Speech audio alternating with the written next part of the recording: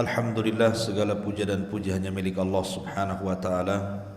Salawat dan salam kita hadiahkan kepada Rasul kita Muhammad sallallahu alaihi wasallam. Di pagi hari ini alhamdulillah kita kembali bisa duduk bermajlis ilmu walaupun lewat streaming media Jabal Uhud. Kita kembali membahas Al-Qasas wal Quran, kisah-kisah dan ayat-ayat Al-Quran. Ma'asyiral muslimin yang dimuliakan Allah subhanahu wa ta'ala, kita tahu bahwa masing-masing para nabi itu diberikan mukjizat oleh Allah subhanahu wa ta'ala. Dan sering saya katakan bahwa keanehan di permukaan bumi itu ada 3 macam. Pertama, mukjizat, dan itu khusus para nabi dan rasul. Yang kedua, karamah, dan itu khusus pada wali-wali Allah. Kemudian yang ketiga, sihir, dan itu yang dipelajari oleh para dukun dan yang semacamnya. Semua para nabi diberikan oleh Allah Azza wa Jalla mukjizat. Nabi Musa alaihi salatu wassalam diberikan tongkat dan tangan yang bercahaya. Nabi Isa juga sama diberikan mukjizat mampu mengobati berbagai macam penyakit, termasuk juga Nabi sallallahu alaihi wasallam. Bahkan mukjizat terbanyak dari seluruh para nabi dan rasul adalah mukjizat nabi kita sallallahu alaihi wasallam, mencapai 1000 lebih. Begitu keterangan para ulama. Suatu ketika orang-orang musyrik itu datang kepada Nabi sallallahu alaihi wasallam layaknya para pengikut para nabi sebelumnya. Mereka meminta bukti atas kenabiannya. Sama seperti di zaman Nabi Saleh. Wahai Saleh, kalau engkau memang seorang nabi, buktikan dengan mukjizat, keluarkan unta dari batu ini. Maka Saleh pun berdoa kepada Allah, kemudian keluar unta dari batu.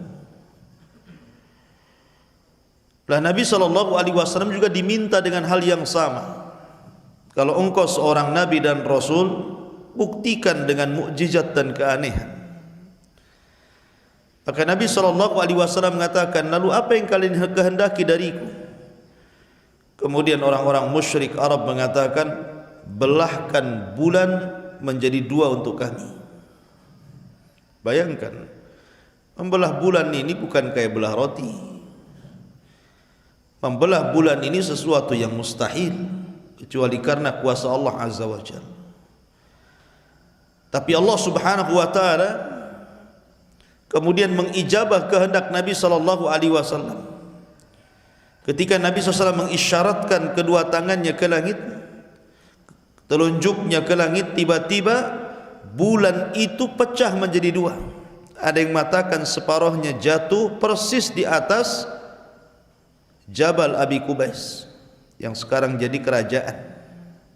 Jabal Abi Qubais ma'ruf di Mekah, ya.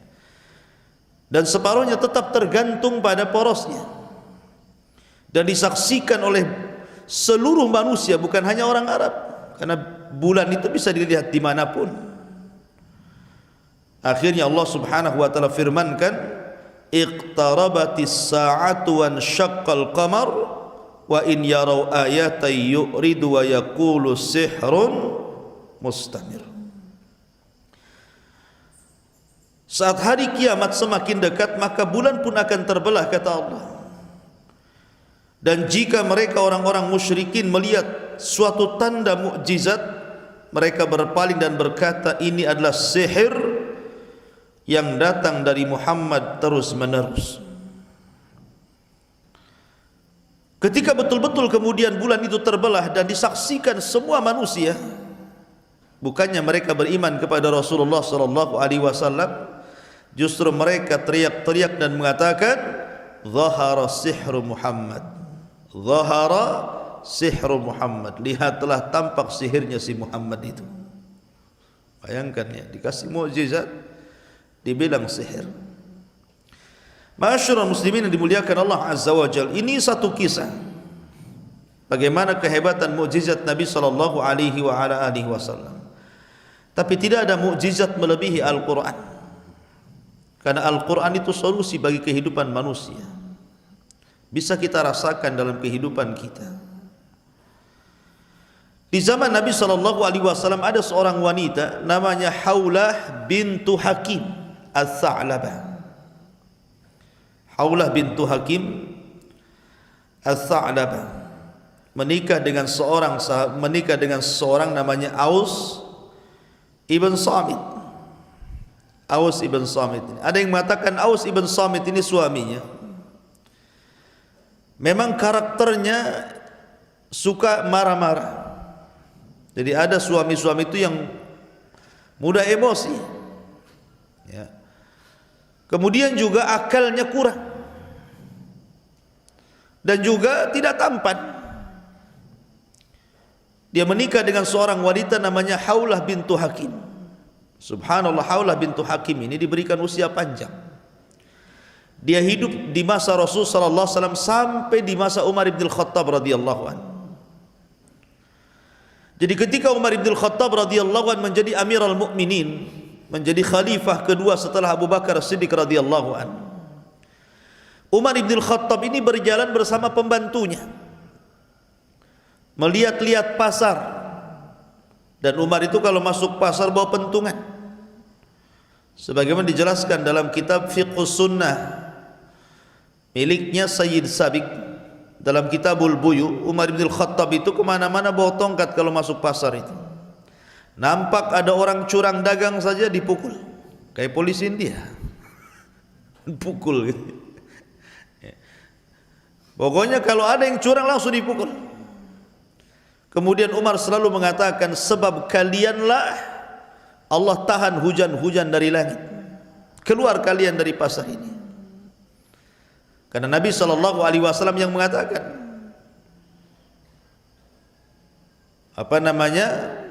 kalau seandainya mereka itu sudah mengurangi takaran dan timbangan, illa ukhidu bis-sinin, kecuali mereka akan ditimpakan pacaklik yang berkepanjangan. Makanya Umar selalu mengatakan, keluarlah kalian gara-gara kalian pacaklik ini turun. Sambil dipentung disuruh keluar dari pasar. Nah, ketika Umar suatu ketika jalan-jalan bersama pembantunya, rupanya dia dikejutkan dengan seorang nenek tua. Sudah tua nenek ini. Tiba-tiba memanggil, "Ya Umair, ya Umair," katanya. Bukan Umar, Umair. Ya, menggunakan isim tasghir. "Ya Umair." Ini nama pengecilan namanya. Sama dengan Sulaiman. Sulaiman itu Salman kecil. Kalau Salman itu besar, kalau Salman kecil disebut Sulaiman. Umar, Umair. "Ya Umair, ya Umair," gitu. "Dulu engkau masih kecil, suka berada di pasar ukat. Kemudian kau jadi remaja, sekarang jadi Amirul Mukminin, sombong ya." Bahasa kita ya seperti itu. Ya. Pakai bahasa saya, bukan bahasa perempuan ini. "Oh, sekarang sudah sombong ya," katanya. Maka Umar bin Khattab radhiyallahu anhu menatap wanita itu. Dilihatnya wanita itu. Tiba-tiba wanita ini mengatakan, "Fattaqillah ya Umar." Bertakwalah kau kepada Allah Subhanahu wa taala. Tiba-tiba Umar menangis. Terus wanita ini menasihati Umar bin Khattab sampai khadimnya ini, bodyguardnya, mengatakan, "Uskuti ya fulana, diamlah wahai fulana. Kau sudah membuat Umar bin Khattab menangis." Maka Umar mengatakan, "Diam kamu, biarkan wanita ini bicara. Kamu tahu enggak siapa dia?" Kata pembantunya, "Saya tidak tahu siapa dia." Kata Umar bin Al-Khattab, dialah Haulah bin Hakim. Dialah Haulah bin Hakim. Haulah bin Hakim itulah yang suka mencarikan jodoh Nabi. Dia yang datang kepada Abu Bakar Siddiq radhiyallahu anhu meminta Aisyah untuk menikah dengan Nabi. Haulah bintu Hakim ini. Bahasa kitanya apa? Kalau tukang cari jodoh itu. Ya. Jadi akhirnya kemudian kisah yang menarik adalah Haulah bintu Hakim ketika menikah dengan Aus ibn Samit. Lah Aus ibn Samit ini temperamen orangnya, mudah emosi karena memang akalnya agak kurang dan tidak tampan orangnya. Tetapi subhanallah, memang perjodohan di zaman itu seperti itu. Orang Arab kan biasa main jodoh-jodohkan kan. Awalnya tidak cinta, lama-lama cinta kan gitu ya. Karena cinta itu kuasa Allah, bukan kuasa kita. Awalnya benci jadi cinta ya. Akhirnya lama-lama Haulah juga suka dengan suaminya. Dari pernikahan itulah akhirnya banyak keluar keturunannya, anak laki-laki dan perempuannya. Sudah tua, ada kasus. Tiba-tiba kemudian Aus ibn Samit ini marah kepada Haulah bin Hakim dan mengatakan, anti ka dhahri ummi, kamu itu seperti punggung ibuku. Maka Haulah bintu Hakim menangis karena kalimat itu menurut orang jahiliyah kala itu adalah cerai, sama dengan mengatakan saya talak kamu. Datanglah Haulah bintu Hakim kepada Nabi SAW mengadukan perkaranya. Ya Rasulullah, suamiku sudah menceraikan diriku, tolong satukan kembali kami. Tapi Rasul mengatakan, fa kaifa wa qad qil, bagaimana itu sudah dikatakan, bagaimana caranya? Tidak bisa, kau tidak boleh lagi bergaul dengan suamimu. La Haulah bintu Hakim ini terus meminta kepada Rasulullah untuk mencarikan solusi, tapi jawaban Rasul sama. Sampai klimaksnya Haulah bintu Hakim ini sudah menjerit hatinya karena tidak mau dipisahkan dengan suaminya, karena melihat anak-anaknya.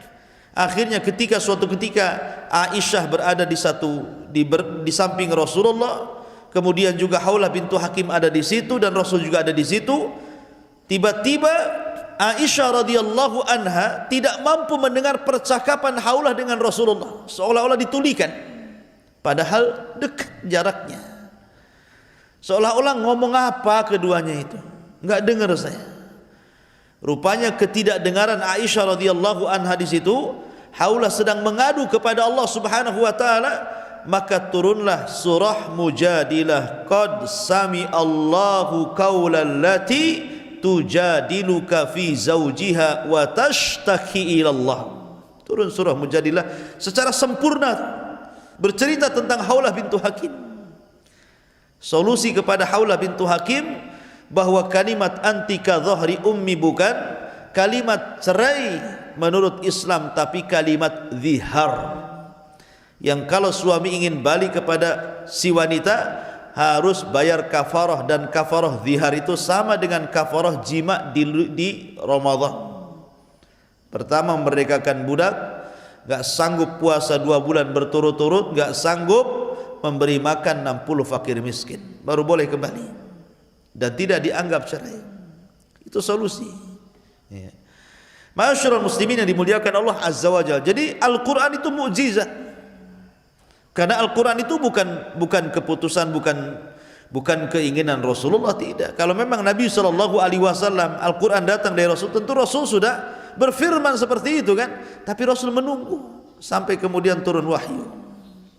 Sama dengan kasus orang-orang jahiliyah, ketika tidak sanggup menghentikan dakwah Nabi SAW dengan berbagai macam cara, dengan keras, dengan lembut, dengan sangat lembut, dengan lembut sekali gitu, tidak bisa juga ya, dengan dalil panjang, dalil pendek tidak bisa juga ya, menghentikan dakwah Nabi SAW. Antum tahu dalil panjang, dalil pendek kan? Kalau mereka datang dengan dalil panjang, kita kasih yang panjang lagi. Maksudnya dengan pedang. Jadi akhirnya kemudian orang-orang musyrik ini mendengar, di Madinah itu kan banyak orang-orang Yahudi, dan orang-orang Yahudi itu paling paham dengan masalah kenabian. Maka datanglah para pembesar Quraisy, orang-orang musyrik itu ke Madinah, yang kala itu disebut Yathrib, menemui tokoh-tokoh Yahudi, menceritakan bahwa di tempat kami di Mekah ada orang ngaku nabi. Maka orang-orang Yahudi mengatakan, oh, ada orang ngaku nabi ya di tempatmu ya? Iya wahai Yahudi. Gini saja, kau tanya itu yang ngaku nabi itu 3 soalan. Kalau dia sanggup menjawab, memang dia nabi. Kalau dia tidak sanggup menjawab, dustakan kenabiannya, karena jawaban ini hanya bisa dijawab oleh para nabi. Nanti saya kasih kunci jawabannya. Kan enak tuh kalau ujian ada kunci jawaban tuh, pasti 100 nilainya, kecuali otaknya error gitu ya. Jadi akhirnya diajari orang Yahudi, tanya kepada orang yang ngaku nabi di Mekah itu, 1, anak muda yang keliling dunia sampai ujung timur barat, kemudian sampai ujung utara dan selatan, bagaimana kabarnya? Yang kedua, anak-anak muda yang terjerembab dalam goa, kemudian ditidurkan ratusan tahun, bagaimana kondisinya? Kemudian yang ketiga, tanya tentang ruh. Ya, ada yang mengatakan pertanyaan yang lain, tanya tentang pertama, kenapa anak itu mirip dengan bapaknya. Dalam riwayat yang lain, tanya sama dia, kenapa anak itu mirip, kalau enggak sama bapaknya sama ibunya. Kalau sama tetangganya curiga. Ya. Kemudian yang kedua, apa makanan yang dimakan penduduk surga? Pertama kali penduduk surga itu makan apa? Kemudian yang ketiga, tanya tentang ruh. Ya. Terus apa jawabannya? Kata orang Yahudi ini jawabannya 1, 2, 3, 4. Cocokkan jawabannya dengan dia. Kalau cocok memang dia seorang nabi, kalau tidak cocok dustakan kenabiannya. Oh, orang musyrik senang tuh, punya soalan untuk menguji Nabi sallallahu alaihi wasallam. Pulang mereka dari Yathrib menuju Mekah. Maka menghadaplah para pembesar itu kepada Nabi sallallahu alaihi wasallam dan mengatakan, ya Muhammad, kami memiliki 3 soalan untukmu. Kalau kau jawab dengan benar, kami siap beriman mengikuti agamamu. Tapi kalau kau salah menjawab, berarti kau ini hanya orang yang ngaku-ngaku nabi saja. Kamu ini palsu, nabi palsu. Akhirnya kata Nabi, saking senangnya Nabi, dia lupa mengucapkan insya Allah. Jawabannya besok. Harusnya kan ghadan insya Allah, kan begitu ya? Besok nanti jawabannya insya Allah. Tapi sangat senangnya Rasul melihat orang-orang musyrik yang siap beriman dengan hanya sekedar menjawab pertanyaan mereka. Rasul mengatakan besok jawabannya, dan lupa mengucapkan insya Allah. Bahaya orang yang lupa mengucapkan insya Allah. Kalau antum janji, katakan insya Allah. Besok datang enggak? Insya Allah. Tak datang. Jangan ya, kalau enggak datang bilang enggak datang. Maksudnya insya Allah datang. Jadi takutnya kalau ada halangan kan udah insya Allah atas kehendak Allah, bukan kehendak kita. Lalu Rasul dilupakan mengucap insya Allah. Rupanya sampai besok Jibril pula tak turun. 2 hari berikutnya Jibril tak turun. 3 hari berikutnya Jibril pun tak turun. Hampir 1 bulan. Ini orang-orang musyrik ini sudah memang niatnya untuk menjatuhkan Rasul. Sudah mengira-ngira memang itu nabi palsu tuh. Katanya besok. Kenapa kemudian lewat sehari tak ada jawaban, lewat 2 hari tak ada jawaban, lewat 1 minggu pun tak ada, lewat 2 minggu apalagi 3 minggu. Stres Nabi dibuatnya, sampai akhirnya sempit dadanya. Nah, ketika sempit dadanya itulah kemudian sudah hampir sempurna 1 bulan, baru Jibril datang menurunkan surah Al-Kahfi. Jawablah mereka, wahai Muhammad, adapun laki-laki yang berkeliling dunia, dialah Dzulqarnain. Adapun anak-anak muda yang terjerembab kepada di dalam gua, mereka lah ashabul kahfi. Adapun ruh, yas'alunaka 'anir ruh, qulir ruhu min amri rabbi. Wa ma utitu minal ilmi illa qalila. Katakan ruh itu urusan Allah, enggak tahu kita. Ya. Ya, dalam riwayat bahwa diberikan jawaban tentang pertanyaan yang kedua, kenapa anak mirip dengan bapa dan ibunya. Kemudian katakan kepadanya, itu tergantung siapa yang mendominasi dari air spermanya.